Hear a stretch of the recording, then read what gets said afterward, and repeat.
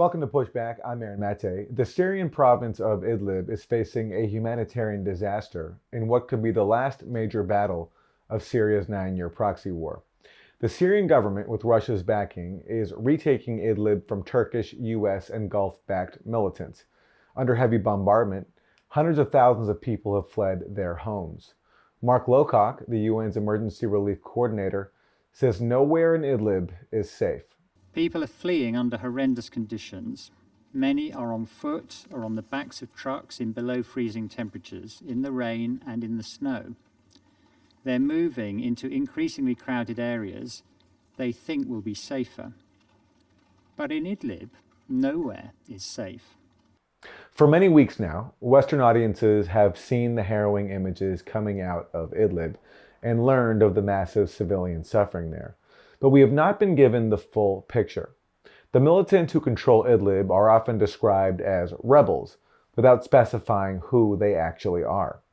Idlib is mostly controlled by a group called Hayat Tahrir al-Sham, which essentially is a rebranded affiliate of Al-Qaeda. And they and other jihadist groups have ruled Idlib for several years with the help of Turkey and its allies.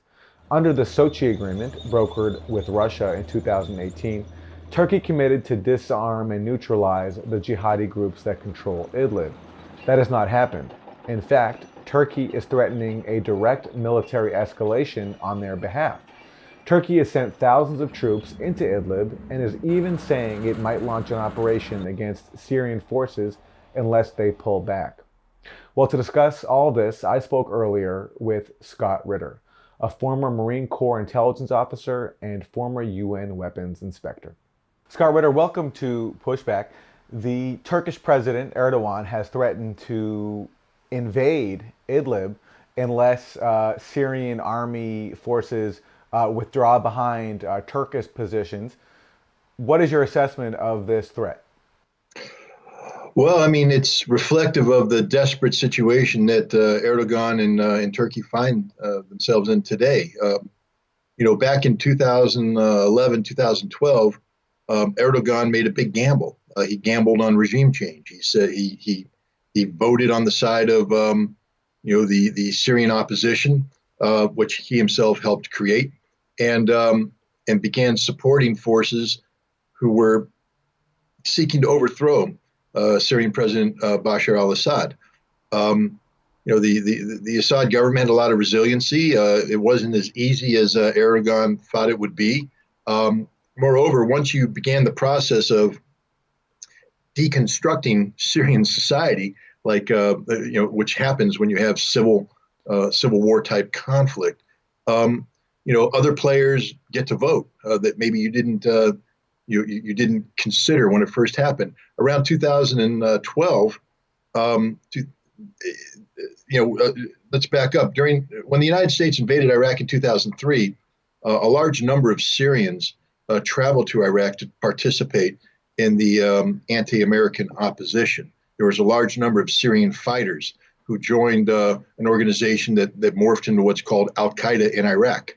Around 2012, AQI, at that time headed by a guy named Baghdadi, who later we killed in Idlib, but he ordered a gentleman named Jolani to take a cell of AQI operatives into Syria and make contact with Sunni Islamist fundamentalists to form up an opposition group that later morphed into something called Al-Nusra Front. Al-Nusra Front turned out to be one of the most effective combatants on the field of battle. They dominated. They were able to defeat the Syrian army, push them back. Not only that, they were able to take over or intimidate other rebel forces, including many of those that were allied with Turkey. So this group, Al-Nusra Front, this Al-Qaeda group, became the dominant fighting force, anti-regime force in Iraq. This created a problem for Turkey because now rather than having units aligned with the Turkish vision of what a post-war Syria should look like, you have this Islamist fundamentalist group with visions of a caliphate, dominating the battlefield. And the success of Al-Nusra was one of the reasons why the the Russians intervened in 2015, and the Russian intervention changed everything. In the summer of 2015, it looked as if Bashar Assad was gone. He was finished. That his government would collapse. Once the Russians came into play, this immediately was stabilized. Not only that, they turned the tide of battle. Long story short, by late 2017, early 2018, the rebel forces throughout Syria had been defeated, and those that had survived had concentrated in this northern province of Syria called Idlib. The 80 to 90% of the effective combatants in Idlib belong to an organization called HTS, which is basically a rebranded version of al-Nusra. There became a problem in 2015 and later in 2017 of getting supplies from the United States, from Qatar, from Saudi Arabia to al-Nusra Front because they were an al-Qaeda affiliate. So they sort of backed away from calling themselves al-Qaeda. They renamed themselves, rebranded themselves. But at the end of the day, they're an al-Qaeda affiliate. And so Turkey's number one ally, so to speak, in Idlib is al-Qaeda. This is a political problem for Erdogan, but he also has a social problem. That is refugees. Nearly 3.7 million Syrian refugees are currently residing in Turkey. This is a huge domestic political problem. And if Idlib falls, you can see upwards of another 3 million pouring into Turkey. This is something that Erdogan cannot allow. So he needs a stable Idlib. In September 2018, he negotiated together with Russia and Iran what's called the Sochi Agreement. A key aspect of the Sochi Agreement is that Turkey would establish observation posts along the periphery of Idlib. These are military observation posts that were put in places that were called de-escalation zones. That is where there would be a ceasefire, so to speak. But in addition to deploying these forces, Turkey was supposed to disarm HTS, this al-Qaeda affiliate, and evacuate their fighters from these de-escalation zones. Turkey did not do this. Turkey simply put the observation posts in place. HTS remained in place and continued to attack Syrian army positions. This was an unacceptable situation for the Syrian government. And starting in late December of 2018, they began a series of attacks that continued throughout 2019 and continue on to the day. These attacks have been very effective in defeating HTS. The Syrians have opened up a strategic highway between Damascus and Aleppo, the M5 highway. They've recaptured, Aleppo city proper. They've recaptured much of the territory of Idlib. They've defeated HTS. And so the Turkish nightmare of these millions of Syrian refugees pouring through its borders has become a reality. Turkey has deployed thousands of troops and thousands of pieces of equipment into Idlib in an effort to stabilize the situation, but they've not been able to put backbone into the HTS fighters. The insurgents are being defeated on a daily basis. The Syrian army is victorious, and now Erdogan has a problem to do nothing and let Syria reclaim Idlib, or you draw a line and fight. The problem is he can't fight. Who's he going to fight? A Syrian army that's been engaged in a war for 11 years, combat hardened, backed by Russian troops on the ground, Russian aircraft in the air. This is a fight that Turkey cannot win. The best Turkey can hope for right now is to get Russian agreement on a new ceasefire that would redraw these de-escalation zones, and maybe this time Turkey would take it seriously and evacuate HTS. There's been indications in the press that Turkish intelligence has been meeting with Jolani and the HTS command in an effort to get them to rebrand themselves as the Free Syrian Army, the so-called moderate rebel forces, and then have them depart Idlib to Afrin, which is part of a Turkish-controlled area further in northeastern Syria. This would turn over Idlib to entities such as the Free Syrian Army that Russia and the Syrian government could begin the process of political reconciliation with. But right now, Russia and the Syrian government will not engage with HTS. HTS will not engage with them. And so long as HTS is on the ground, Erdogan's got a big problem. But speaking of problems, does the so-called Free Syrian Army even exist anymore? I mean, my understanding of it was that it was basically taken over by these Al-Qaeda linked groups a long time ago. Well, what we call what is called the Free Syrian Army today has no bearing whatsoever on what the original Free Syrian Army was. The original Free Syrian Army was comprised of defectors from the Syrian army, from the Syrian security forces, and secular elements of Syrian society. Some who maybe not so secular, linked with the Muslim Brotherhood, but who had a vision of a tolerant post-Syrian government to replace Bashar al-Assad. This Free Syrian Army is gone. It's been destroyed. It's been disbanded. It's been taken over.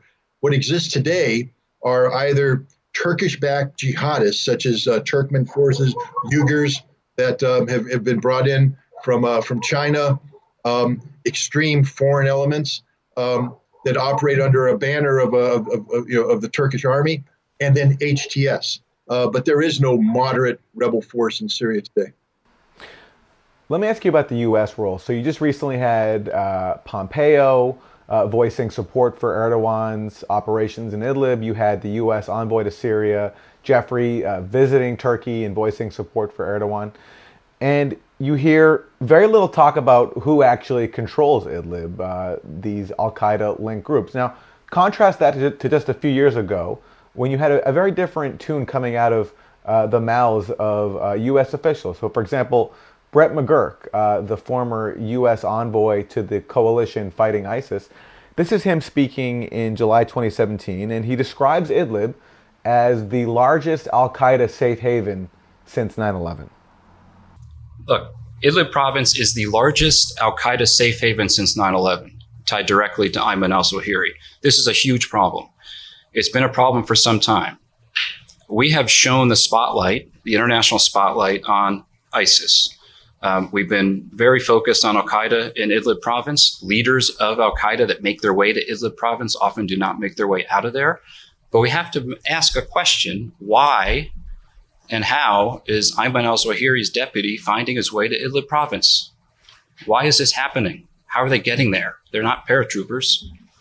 So, and the approach, I obviously will not talk about anything the US government has done in certain parts of Syria on this problem, but the approach by some of our partners to send in tens of thousands of tons of weapons and looking the other way as these foreign fighters come into Syria may not have been the best approach.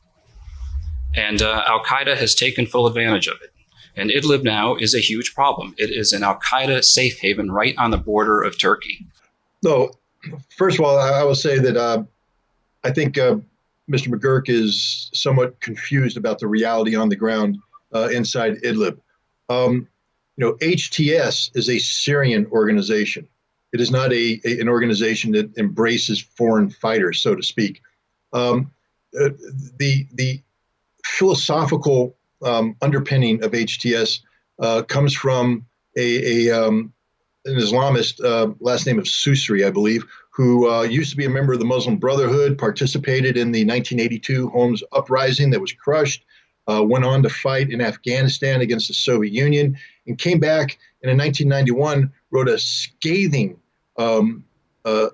critique of the Muslim Brotherhood and its approach. And it talked about a new kind of global jihadism, a new fighting against the West. And then in 2004, he updated this with a new book. This 2004 book that he wrote about global jihadism is one of the major philosophical underpinnings of Al-Qaeda today.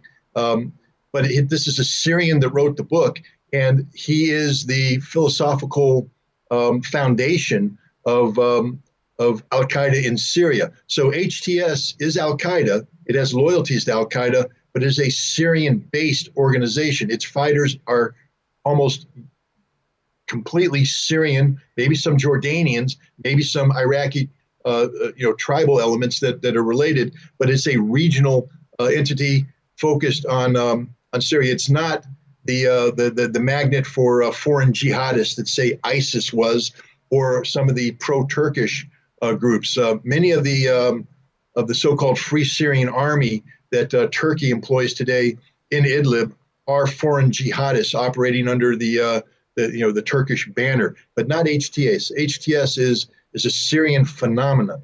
So McGurk, I think, was off in terms of his description of what was taking place, but he's right. It is still an Al Qaeda linked organization, and somehow it was able to acquire hundreds of millions of dollars of American munitions and funding to pay its troops. I mean, if you take a look at the weapons that HTS is using today on the battlefield, TOW missiles. These were supposed to be missiles only provided to the vetted so-called moderate opposition. HTS owns them all. They captured them from the moderate rebels, or they incorporated the moderate rebels into their ranks. They are also equipped with a tremendous number of Turkish armored vehicles. The paint job on these vehicles is exactly the same as the Turkish military. In short, the Turkish military drove it across the border, turned the keys over to them, and these are operating now under the banner of HTS. We do have a problem in Idlib province, and the problem is, a jihadist presence loyal to Al Qaeda that is not going to agree to any political compromise with the Assad regime. So the choice there is either to evacuate them, where to, or kill them. And by killing them, you create this humanitarian disaster that's unfolding with hundreds of thousands, if not more, civilians fleeing to the Turkish border. Let me play a clip about that as we wrap from Mark Lowcock, who is the UN Emergency Relief Coordinator. He spoke recently to CNN. There is, of course, a huge relief operation where we are bringing tents and food and shelter and sleeping bags and stoves and warm clothes across the border from Turkey with the cooperation of the Turkish authorities. But it's completely overwhelmed by this onslaught. If this goes on, what we're going to see is Idlib, that part of northwestern Syria, turned into the world's biggest pile of rubble, strewn with the corpses of 1 million children. Look, Turkey has just created this problem itself. Turkey is solely responsible for this. Turkey has enabled Idlib to become this last bastion of radical Islamic jihadism, of Al Qaeda, etc. But with all due respect to the UN humanitarian coordinator, this is a gross exaggeration. I'm not going to minimize the humanitarian suffering that's taking place by hundreds of thousands of people on the border. But the notion that Idlib's going to become this rubble-strewn wasteland littered with the corpses of 1 million Syrian children is absurd. I spend hours every day viewing the frontline combat footage of the Syrian army advancing, of the Russian Air Force, the Syrian Air Force. When the Russians drop bombs, when the Syrians drop bombs, it's not done haphazardly. They have drones overhead that have tracked jihadists into buildings. Now, these buildings may be occupied by civilians, but you see dozens of jihadists enter these buildings before they're bombed. This is precision bombing. They just don't haphazardly drop bombs to create a field of rubble. This is a targeted military action against a very determined enemy with hundreds of thousands of civilians tragically caught in between. This is the tragic reality of modern warfare. It hasn't changed since World War I. When you engage in combat on the ground, civilians are in the middle and they pay the price. And the Syrians today in Idlib are paying the price. This is a tragedy, but the responsibility doesn't fall on the shoulders of the Syrian government, which is trying to reassert sovereignty over its sovereign territory, or the Russian Air Force, which has been invited by the Syrian government to come in and assist it. The responsibility is on the shoulders of President Erdogan of Turkey, of the United States, and any other nation that facilitates this creation of this Al Qaeda bastion in Idlib, which, for the interest of not only Syria, but indeed the entire world, needs to be eliminated and eliminated as quickly as possible. And it's interesting to compare the way Idlib is discussed now with the way, for example, it was discussed when the U.S. was destroying Mosul in Iraq or Raqqa in Syria to dislodge ISIS, which had occupied those towns. The way Idlib is discussed now in the media, you almost wouldn't know that it's controlled by Al-Qaeda-linked groups. But let me ask you finally, Scott Ritter, what is the solution for those Syrians in Idlib who don't want to live under the Assad government? It seems that there are a sizable number of people who would fall under that category. Many people have come to Idlib after the Syrian government retook other parts of Syria that had previously been held by the militants. Turkey pays a huge level of responsibility here. Turkey is responsible. So I'm sorry, Erdogan, you created this mess. Your alternative is to open your borders and allow those Syrian civilians who do not want to live under the rule of Bashar al-Assad to exist on your soil, and maybe talk about Europe about absorbing some of this human refugee population. But look, we're at end game here. And again, I don't want to be callous, but we're talking about the reality of war. This Al-Qaeda menace has to be excised from Syria. The tool for doing this is military war, and people will die. That's just the harsh reality of the situation. Turkey can alleviate their suffering by recognizing its responsibilities, opening its borders, and allowing these civilians to exit Syria. But one way or another, every inch of Syria will be returned to Syrian government sovereign control. And one area of that, by the way, which we should mention as we wrap, is Aleppo, which for a long time had a part of it occupied by militias. Aleppo, when the first protest against Assad broke out in 2011, Aleppo did not even take part, but then it was occupied. East Aleppo was occupied by militants, and there was a very brutal conflict there for many years. Now, just recently, Aleppo was fully liberated from the militants, and now, for the first time in years, you have the Aleppo airport receiving flights again, and you have scenes of people going out on the street to celebrate the liberation of their city, or at least no longer having to live under extremist militants. It's something that we don't often talk about in the media. Final comments, Scott Ritter, as we wrap.